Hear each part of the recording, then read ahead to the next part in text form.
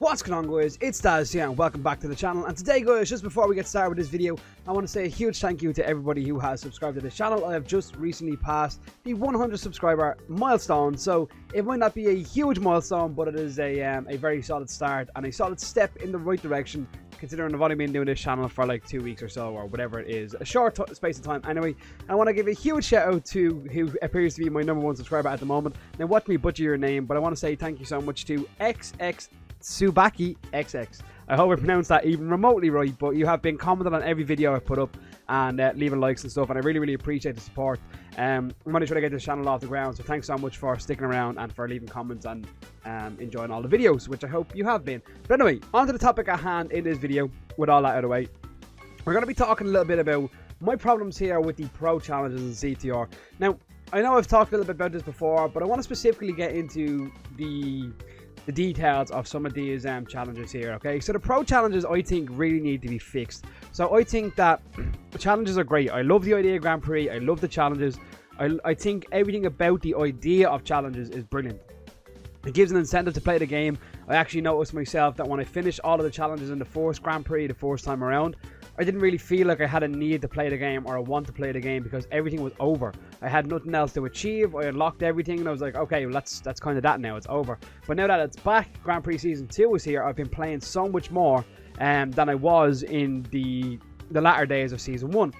And so when we look at the likes of the daily and weekly challenges, okay, these are all really achievable and that's the way they should be. I feel like these challenges need to be easy to do, and maybe time consuming is fine, but achievable, very achievable. Like this one here, hit 25 of Aku Aku's alloys.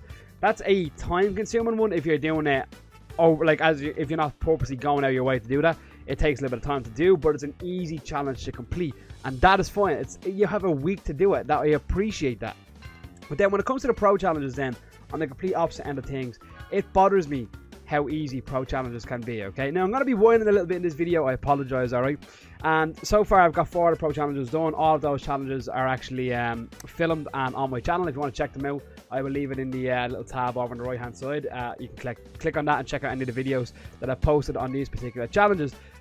But we look at some of them here. Okay, so some of them are either too easy or too ridiculously difficult, and there doesn't seem to be a comfortable median, with the exception of reverse speeding, which I think is probably the only one that has a kind of a skill requirement to it. Okay, so pro challenges I think should be much more difficult than all of these 4 sets of challenges here. Okay, but they should also not just be difficult in general, but you should have to have a certain level of skill to be able to complete these challenges. It's not just that they're difficult, like you have to give it a few goes, but you actually have to be able to play the game at a certain level to complete the challenges, and hence that's why they get the name pro challenges. So if we look at this one here, okay, back into the race, this is one of the ones that I find is it's not that it's too hard, but too unrealistic. Okay, so this one I actually managed to complete in Grand Prix Series Season 1 by, I just fortunately got put into a lobby on online with just myself and my brother, and then 6 computer players, 6 just regular characters, Crash Bandicoot and stuff. Nobody was actually playing those characters. So me and my brother just drove around really slowly, and the last lap then I waited till I went into 8th place. I overtook all the computer players with ease because they're set to drive at a very slow pace, and then my brother just let me win, and I got this one done that way, which is the more achievable way of doing it, because this one purely involves luck. So if you want to do this one comfortably and the way it's supposed to be done, you basically have to be thrown into a lobby with people who have absolutely no idea how to play this game. So if you are even remotely competent at this game, this is it involves that everyone else is brutal, basically, because if one person in the lobby is decent, you will never be able to catch up with them because the time gap it takes. Okay, so you have to imagine, if you have to wait to go into 8th place, by the time 8th place crosses the line, the person in 4th place who's actually decent at the game has finished half a lap or more, and even if you are the fastest player of the game possible, you're not catching them. So it's heavily luck based, and for that reason I don't like it. Okay, backward compatible, so easy. You literally have no time restraint, you have no catch essentially. So you see here, complete a lap using the reverse camera all along. So all you have to do is use the reverse camera, but you don't have to win the race. You don't have to be forced in that lap. You don't have to finish a lap in under a certain time. There's no catch that actually makes this a challenge. This is just something that you do in your own time. You casually stroll around the map, around the track, and with your camera facing the wrong way, and it's actually really, really easy to do. There's no challenge as such. It's just something that you have to do for your 500 points, which is fine if it's a daily or weekly challenge, but I think as a pro challenge, you need to have a catch, something that makes them difficult. Like crate chat right here is a perfect example. So I actually, when I'm making this video, I'm actually uploading the video of me doing this one. And so here you see break all the time crates in Engine Labs Relic Race. Now that sounds difficult because there's 70 boxes in Engine Labs on Relic Race, but the thing is, there's no catch, okay, as I've been saying. And with that, it means you can break every box. You can break a box. If you miss a box, you turn your car around, you drive back and hit the box, you turn back around, you go and get the next box, because there's no punishment for that. So you can hit all of your boxes in 1, maybe 2 laps at most, and then you finish the race with no problem. So you don't have to do it in a certain time. You don't have to break all of the crates and get a platinum relic. You don't have to break all of the crates and finish in another 2 minutes, or whatever the case may be.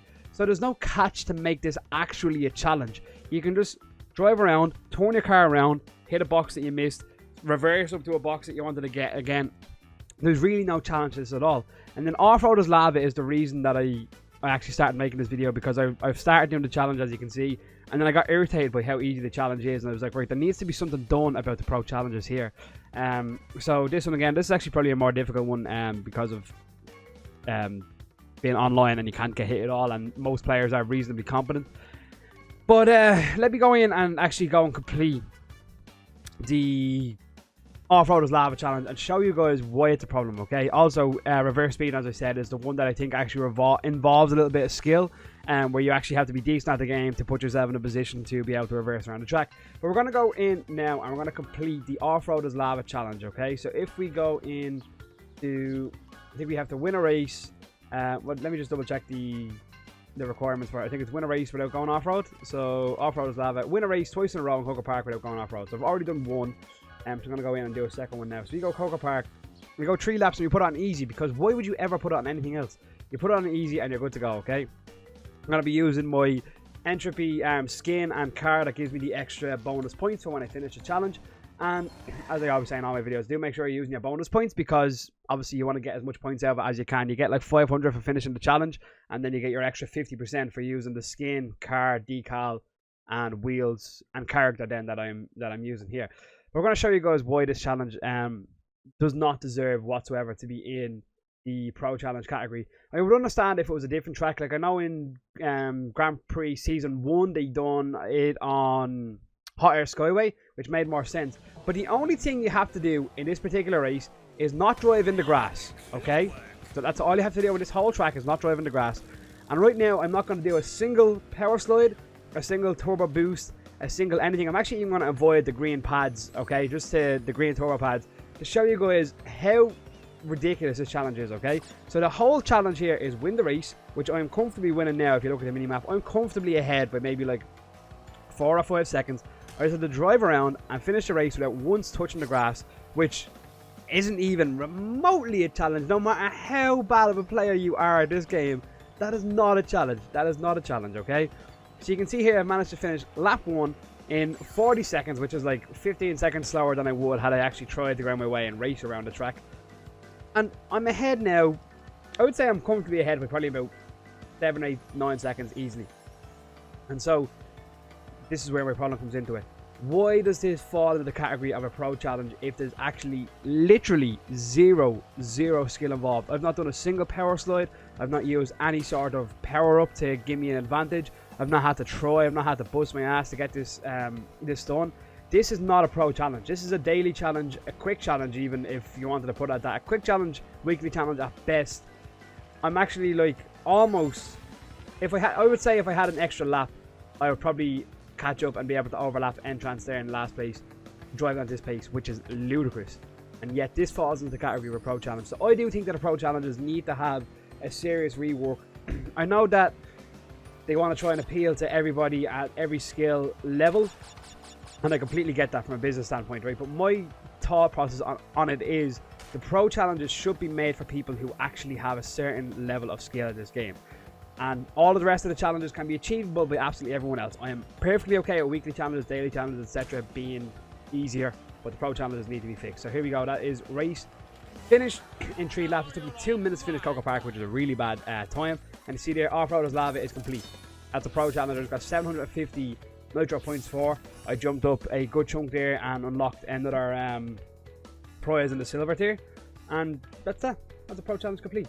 So Pro Challenges definitely aren't all Pro Challenges.